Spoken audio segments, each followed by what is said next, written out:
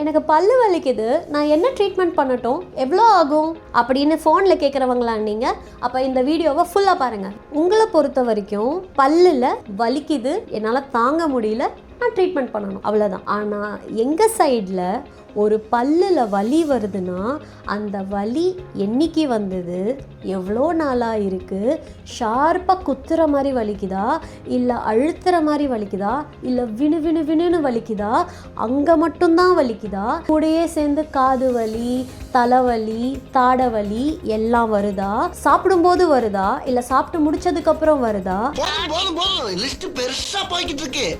இவ்வளோ இருக்குது. ஸோ என்ன டைப் ஆஃப் பெயின், அது எப்போ வருது, எவ்வளோ இன்டென்சிட்டியில் வருது, எந்த இடத்துல வருது, எந்த இடத்துலலாம் வருது, இதை எல்லாத்தையும் ஒரு டாக்டரால் மட்டும்தான் கரெக்டாக கணிச்சு உங்களுக்கு கரெக்டாக ட்ரீட்மெண்ட் சொல்ல முடியும். ஃபோனில் உங்களுக்கு என்ன ட்ரீட்மெண்ட் பண்ண போகிறோன்னே எங்களால் சொல்ல முடியலன்னா அந்த ட்ரீட்மெண்ட்டோட காஸ்ட் எவ்வளோன்றதை எப்படிங்க சொல்ல முடியும்? ஸோ நெக்ஸ்ட் டைமு உங்களுக்கோ இல்லை உங்கள் நண்பர்களுக்கோ பல்லு வலிக்குதுன்னா நீங்கள் ஒரு டென்டிஸ்ட்டுக்கு கால் பண்ணுறது கரெக்டு.